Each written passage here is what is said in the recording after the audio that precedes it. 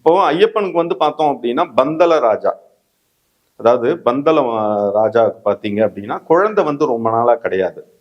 அப்போ வந்து அவர் வந்து எவ்வளவோ வந்து போராட்டங்கள், எவ்வளவோ வந்து தவங்கள்லாம் செஞ்சு பார்த்தார். கடவுளை வேண்டி பார்த்தார், எல்லாம் பார்த்தார். ஆனா வந்து அந்த குழந்தைங்கிற விஷயம் வந்து பந்தல ராஜாவுக்கு வந்து கைகூடல. அப்போ வந்து என்னதான் அரச வம்சத்துல பார்த்தீங்க அப்படின்னா, அடுத்தது வந்து நம்ம ராஜ்யத்தை ஆளக்கூடிய விஷயத்துல வந்து ஒரு குழந்தைங்கிறது அவசியம்ங்கிறது எல்லா மன்னருக்கும் இருக்கக்கூடிய ஒரு உண்மையான ஆசை. அப்படிங்கும் போது பந்தல ராஜாவுக்கும் வந்து அந்த ஒரு ஆசை இருந்தது. அப்போ வந்து என்னன்னா கடவுள்கிட்ட வேண்டி பார்த்தார், பல முனிவர்களோட ஆலோசனை கேட்டு பார்த்தார், எல்லாம் பண்ணி பார்த்தார். அந்த குழந்தை பாக்கியம் அவர் கிடைக்காம போயிடுது. ஐயப்பனை பொறுத்த வரைக்கும் பாத்தீங்க அப்படின்னா ஒரு ஆணுக்கும் பெண்ணுக்கும் இயற்கையா இருக்கக்கூடிய ஒரு ஆணுக்கும் பெண்ணுக்கும் பிறந்த குழந்தைங்கிறது ஐயப்பன் கிடையவே கிடையாது. முதல் விஷயம் அதுதான்.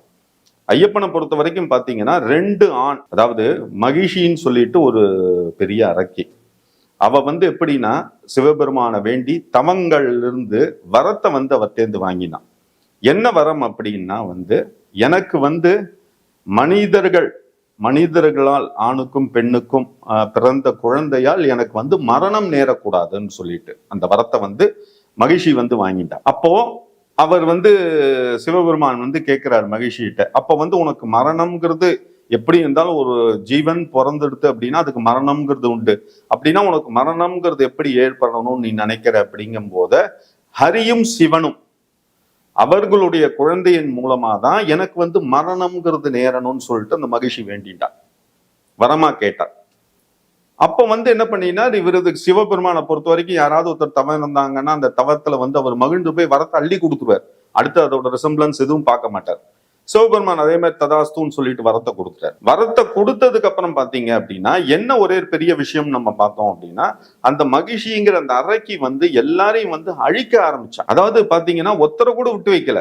அதாவது என்னன்னா தேவர்களை வந்து வதைக்க ஆரம்பிச்சா, முனிவர்களை வதைக்க ஆரம்பிச்சா, எல்லாரையும் வந்து கொலை பண்ணி கொன்று குவிச்சுட்டே இருந்தா. இதை பார்த்துட்டு என்ன பண்ணனா தேவர்கள் எல்லாரும் முனிவர்கள் எல்லாம் போயிட்டு வந்து பிரம்மா விஷ்ணு எல்லாத்தையும் முறையிட்டாங்க. முறையிட்டு என்ன சொன்னாங்க, இந்த மாதிரி வந்து இவளோட அராஜகம் தாங்க முடியல, எங்களை வந்து அவ்வளவு துன்புறுத்துறா, இவளுக்கு வந்து நீங்க ஒரு வழி இது பண்ணணும் அப்படின்னு சொல்லி பண்ணும் போது அப்போ வந்து என்னன்னா ஹரியும் சிவனும், அதாவது பாத்தீங்க அப்படின்னா ஹரி அதாவது மகாவிஷ்ணு வந்து பாத்தீங்க அப்படின்னா சிவனும் மகாவிஷ்ணுவும் கலந்து ஆலோசிச்சு பாத்தீங்க அப்படின்னா சிவன் வந்து ஆண் உருவிலையும் அதே மாதிரி இவங்க விஷ்ணு வந்து பெண் உருவா மாறி பாத்தீங்கன்னா ஒரு மோகினி அவதாரம் எடுத்து அந்த ஹரியும் சிவனுக்கும் பிறந்த குழந்தை தான் யாருன்னு பாத்தீங்க அப்படின்னா ஐயப்பன்.